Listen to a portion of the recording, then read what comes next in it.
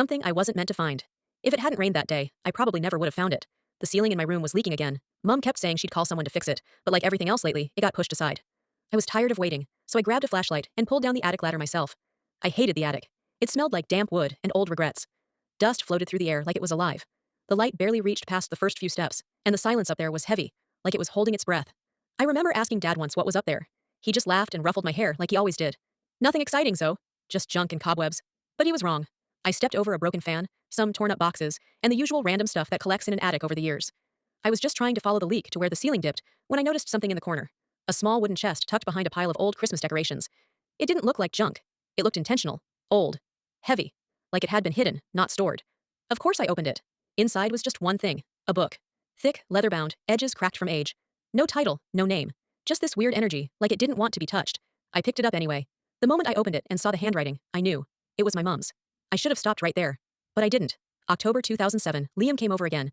We said it was about the garden, but it wasn't. I know it's wrong. Mike doesn't deserve this. But I can't help how I feel. Liam makes me feel alive. I froze. Liam? Uncle Liam? My dad's brother? I flipped ahead. Fast. Too fast. My hands were shaking. March 2008, I found out I'm pregnant. It's Liam's. I know it. Mike thinks it's his, and I haven't told Liam either. I just want this to go away, but it won't. I stopped breathing. She was talking about Brian, my little brother, who looked nothing like Dad, and everything like Liam. People always joked about it. He's a mini Liam. I used to laugh. Now I felt like screaming. I sat in the attic, my back against the wall, the book heavy in my lap. The words blurred. My chest hurt. My whole body felt like it was shaking from the inside out. My mom had lied. Uncle Liam had lied. Brian didn't even know. And my dad, my poor dad, he had no idea. I shoved the book into my backpack and climbed down like I was walking through water.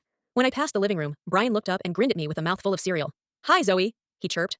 I nodded, but I couldn't look at him. All I could see was the truth. I locked myself in my room, pulled the book back out, and kept reading. I didn't want to, but I couldn't stop. Every page felt like another knife. She said she loved Liam. She said marrying Dad was a mistake. She said nothing about telling the truth. I don't know what to do now. I don't even know who I'm angrier at, Mom for what she did, or myself for finding out. But I can't unknow it. And nothing will ever be the same again. After I found the book, I started watching them, Mom and Uncle Liam. I told myself it was just to confirm what I already knew. But deep down, I think I was hoping I was wrong. That maybe the pages in that attic were just the ramblings of someone who'd made a mistake once. A long time ago. But it wasn't just once. And it wasn't over. They were always too comfortable around each other. The glances, the quiet smiles, the way they leaned in when they thought no one was watching. Dad never noticed. Or maybe he trusted them both too much to even consider it. But I noticed. And I needed proof. Not from a journal, from them. So, I set the trap. That Friday morning, I told Mom I'd be staying late at school for an extra credit project. She smiled and said, "That's my smart girl." I wanted to vomit. Brian had a school field trip that day. He wouldn't be home until evening. The house would be empty. Or, so they'd think. I walked into the house at 2:15 p.m., extra quiet. I left my shoes at the door, heart pounding in my ears. Every creak in the floorboard felt like thunder. The living room? Empty. Kitchen? No sign. I thought for a second that maybe I was wrong. Maybe they'd gone out together. Maybe they weren't even here. But then I heard a voice. Upstairs. My mom's. I moved one step at a time, every inch of me trembling, and then I saw it. Our parents' bedroom door, slightly open. And inside, my mother and Uncle Liam, together. On the same bed my dad sleeps in, laughing, close, intimate in a way that made my skin crawl. I froze.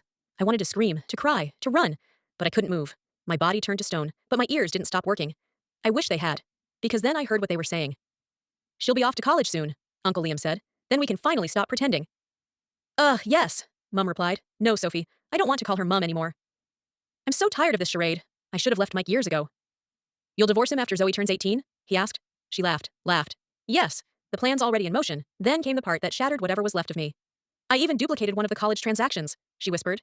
"He thinks I paid the fees twice, but really, I just rerouted the second one to my own account." He didn't even blink. So easy to fool. They both laughed. I felt the blood drain from my face. She stole from my dad. From our family. From me. And then she said it. The thing I'll never forget. Mike was never the one. I made a mistake marrying him. It was always Liam. I backed away before they could see me. Stumbled down the stairs like a ghost. My hands were shaking so badly, I dropped my backpack. I didn't cry. I couldn't. I just felt empty. Number. Like someone had scooped out everything inside me and replaced it with silence. She lied to me my whole life. Lied to Dad. To Brian. To everyone. And Uncle Liam, the man who used to bring me chocolate after school, who showed up to every birthday party with the biggest grin, who used to say I was like the daughter he never had. He was part of it. All of it. They weren't just having an affair. They were planning a new life. With Brian. Without me. Without my dad. Like I was just a delay in their fantasy. That night, I didn't say a word at dinner. I couldn't even look at her. Or him. I just sat there, letting their fake smiles wash over me like acid. Inside, I was screaming. And I knew then, this wasn't over. They thought they were so clever, so patient, so ready. But they forgot one thing. I'm watching now, and I'm not going to stay silent forever. You know what hurt the most? It wasn't seeing them together that day. My mom and Uncle Liam laughing like teenagers, whispering like kids with a dirty secret. It was what I heard. They called my dad a fool. The man who gave everything to this family, who loved my mom, who trusted his brother like blood should, was now a joke to them. A fool they used to fund their little affair. And then, as if that wasn't enough, Liam said the words that cracked everything. He still thinks Brian is his. Pathetic. That's when it all made sense. Brian, my sweet little brother, wasn't my dad's biological son. He was Liam's. I didn't confront them. Number.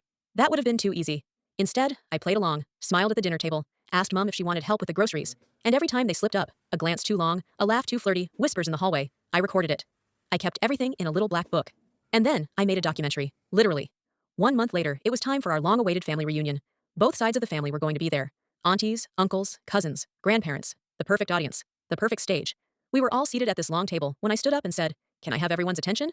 They thought I was going to give a speech or something cute. But then, I pulled out a flash drive and handed it to Uncle John to play on the TV. And there it was. Clips of Mum and Uncle Liam mocking my dad, calling him clueless. Footage of them sneaking into the guest room together. Receipts of the money Mum embezzled, pretending it was for my college fund, but using it for trips, hotels, dinners. And then, the bomb. A recorded conversation between them, laughing about how Dad still had no clue that Brian, the boy he raised, wasn't even his.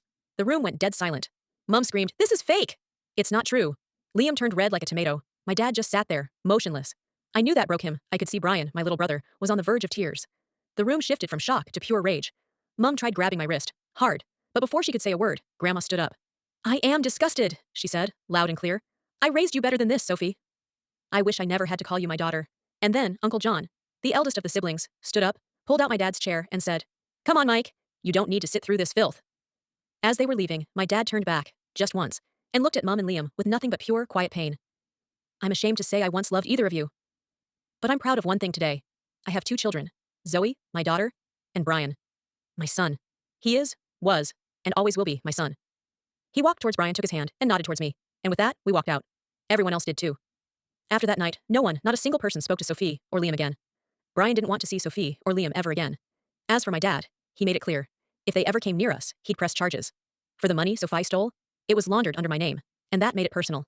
That day at the dinner table, that was the day we burned the mask off this family. And it was the first time I felt free.